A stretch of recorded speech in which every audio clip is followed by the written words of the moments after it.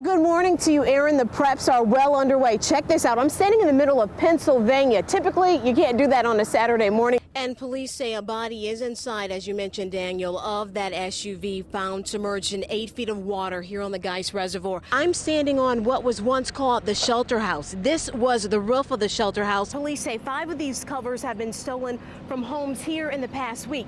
Easily, you can pick one of these up, walk away, and toss it in the back seat of your vehicle. Indy's known as the racing capital, but cars are moving slow, if at all, today. We are at the corner of Maryland and Capitol. It was a very chaotic scene. Folks in a jovial mood tonight right now, but that was not the case earlier. That breaking news we begin with is coming out of Shelby County, where witnesses told police they heard multiple shots fired. Metro police are looking for a driver who lost control of his Jeep and slammed into a house. This happened around 3 this morning. Police want to know how a man posing as an Air France pilot made it all the way past security. And the mother of a dying 6-year-old says she will take any help she can get.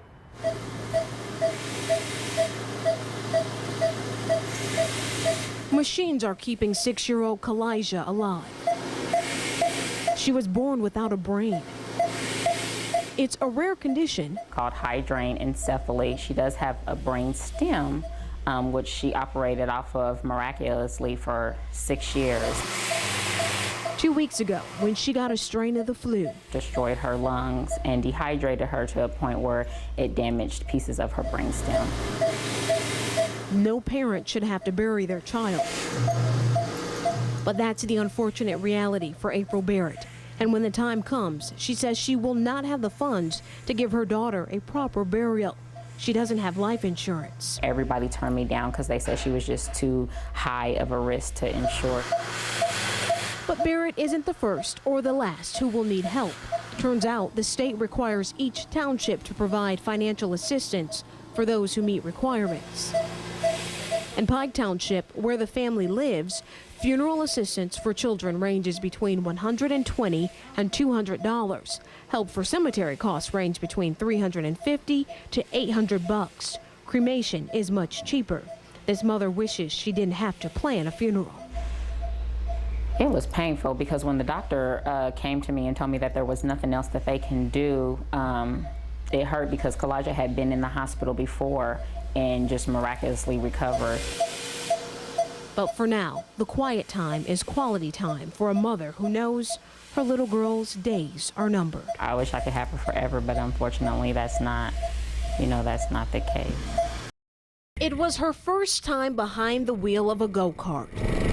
It was also the start of a painful journey for Shelby Crouch. The last thing I remember is being in the go-kart, holding onto the steering wheel, and that's it. I don't remember ever driving. Crouch's long locks got gripped in the spinning axle at Whiteland Raceway.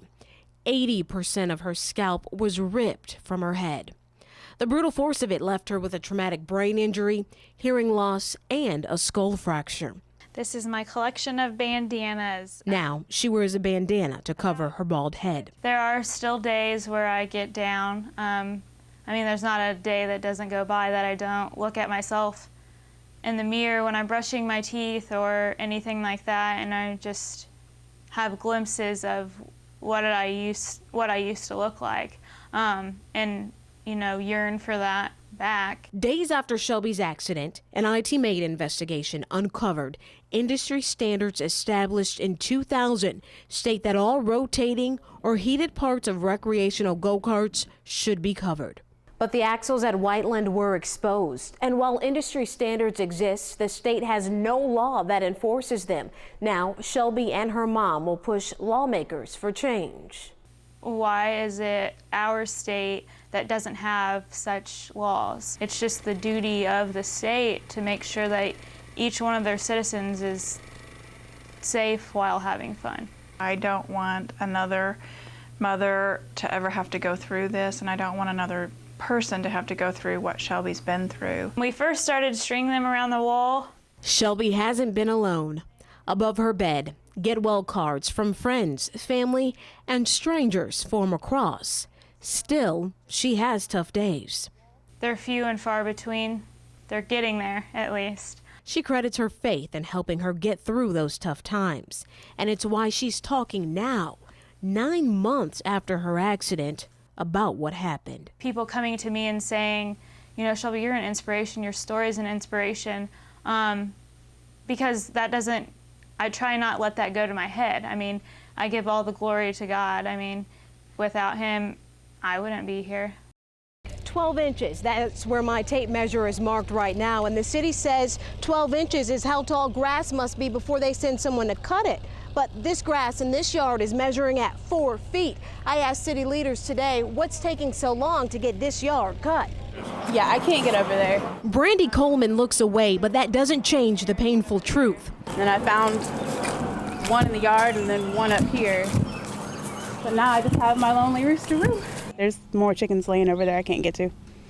So I found them yesterday morning, all 5 out of my 6 dead. Her chickens were prey and devoured in this tall grass next to her home. Coleman says all sorts of animals hide in this urban jungle. Coleman and her neighbor keep their yards pristine. The women say they've called the mayor's action line about the problem, but nothing has happened.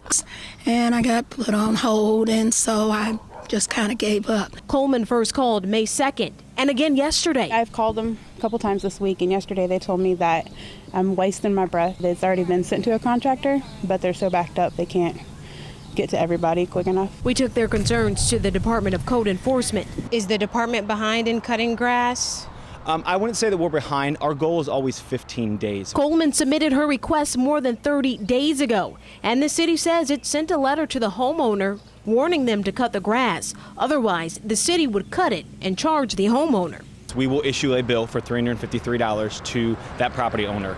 That will go against their house as far as the lien. But how likely is it the city will get paid? I did some research and discovered the owner of this property owes $11,000 in taxes and hasn't paid since at least 2007. No, and it's not pointless whatsoever. At the end of the day, there is a property owner and they do receive a bill to be paid. Brandy Coleman still wants to know. How long do we have to wait? The city promises there will be a private contractor out here to cut the grass within a couple of days. But as I was working on this story throughout the day, I raised another question. At what point does the city step in to take over abandoned property like this when the homeowner or the property owner is behind $11,000 in taxes?